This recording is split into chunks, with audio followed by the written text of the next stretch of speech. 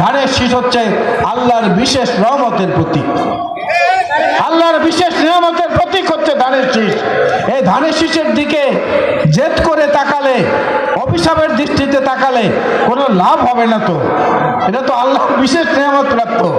আপনারা এত উত্তেজিত হয়ে গেলে কথায় কথায়, তাহলে কিভাবে হবে? হাত পাখা আছে, হাত পাখাওয়ালারা বলেছে জামাত ইসলামের দাড়ি পাল্লার দুই পাল্লার একটার মধ্যে নাকি ভারত আর একটা নাকি আমেরিকা। আমরা বলি নাই, হাত পাখা বলেছে। আবার হেফাজত ইসলামের আমির সাহেব বলেছে জামাত ইসলামকে ভোট দিলে সেটা হারাম হয়ে যাবে, জামাত ইসলাম ইসলাম থেকে বিচ্যুত হয়ে গেছে। তারা বলেছেন, এগুলো তাদের মধ্যে কথাবার্তা। আমরা এটার কোনোটার মধ্যে অংশ হতে চাই না। কিন্তু আমার কথা হচ্ছে যে অভিজ্ঞ মানুষদের প্রয়োজন রয়েছে। একটি শিক্ষা প্রতিষ্ঠানে একজন দপ্তরির দায়িত্বটা অত্যন্ত গুরুত্বপূর্ণ।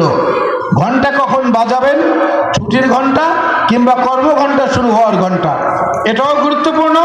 আবার ওই কলেজের প্রিন্সিপাল যিনি হবেন তার দায়িত্বটাও অনেক বেশি গুরুত্বপূর্ণ। দুজনার দুটি দিক হচ্ছে আলাদা, দুজনার দুটি দিক আলাদা।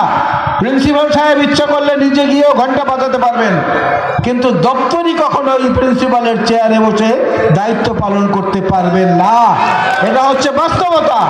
সেই বাস্তবতার ভাবে নিজেদের দিকে তাকান, নিজেদের দিকে তাকিয়ে তাহলে কথা বলেন। এই বাংলাদেশ স্বাধীন হবার পর থেকে আজ অবধি সবচেয়ে জনপ্রিয়, সবচেয়ে সৎ, সবচেয়ে সাহসী, দেশপ্রেমিক, উদ্ভাবনী ক্ষমতার অধিকারী একজনই মাত্র রাষ্ট্রপতি এসেছিলেন। তিনি ধানের শীষের প্রতীকধারী শহীদ জিয়াউর রহমান বীর উত্তম।